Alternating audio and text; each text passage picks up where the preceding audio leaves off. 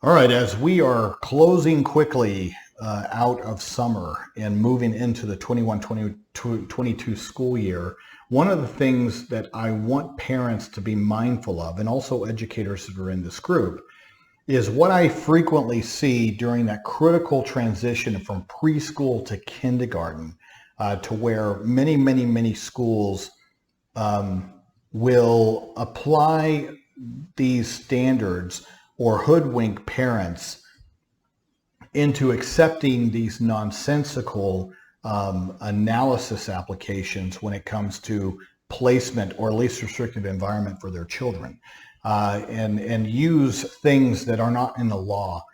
For example, that we want a period of time to get to know your child.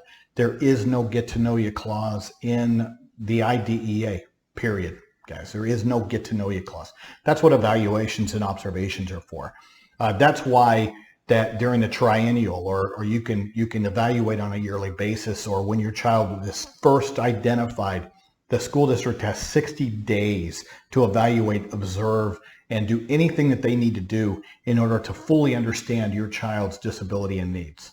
Okay, so there is no get to know you clause, because there is all options available to the school district to sufficiently and accurately, based upon what the rules say, on being extensive and thorough in the evaluation and observation process, to understand what it is that your child needs. So that is bull with regards to any kind of excuse that we need to get to know your child before we understand what your child needs. Okay. The other thing is this: there is no such thing as reverse inclusion either, as far as in the law. There is no such thing.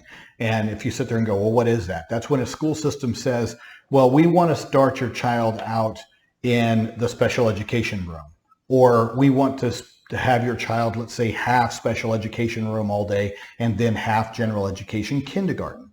And that is also not in the law, guys. There is no such thing as this determination with that your child needs some restrictive setting on the outset in order to experiment or transition them in, or get them acclimated to the school setting. There is no such analysis. There is no such direction in the law, and there's no science, to my knowledge, that says that that's a positive or a benefit. It's a case-by-case situation. But once again, I go back to observations, I go back to evaluations in order to get that information to the point where it would be necessary. And if you go, well, we don't have it, well, then you presume competence. You presume competence. And you put the child in a general education kindergarten class, and you give them that opportunity. And then you take that time, as the law does prescribe, when it comes to, let's say, observations or functional behavior analysis, to observe the child in this environment in order for you in real time to understand what additional supports that child may need. You cannot determine that if the child has been pulled out and put in a more restricted setting. How do you determine what the child needs in general education if you have them in a restricted setting of a special education classroom? You can't. You don't know. And so that is the wrong way to do it. It is the wrong analysis. We need to presume competence. We need to put them and give them an opportunity in a general education kindergarten setting, do additional observations, bring in a behavior analyst if necessary, or other team members to observe and understand what it is that this child requires. Do they need additional aid support in the classroom? Do they need additional pull-out time? That's sort of when you make that determination. But you don't make it before the child is given that opportunity inside of that general education classroom. And you parents that have been hoodwinked into this, it becomes a almost insurmountable feat for you to ever get your child put into a general education classroom if you agree to allow them to start in a restrictive setting.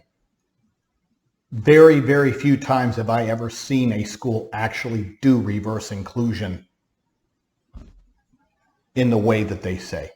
Now, why is that? Because no data exists either way, guys. You go into the school year, there is no data to support general education. There is no data to support necessarily, I'm not talking about what you could potentially, the no-brainer information from your preschool years, but in in an overwhelming number of situations, there is no data to support either or. This is why you need to presume competence, and you need to give the child the opportunity, and then you work off of the data collection you get from that point.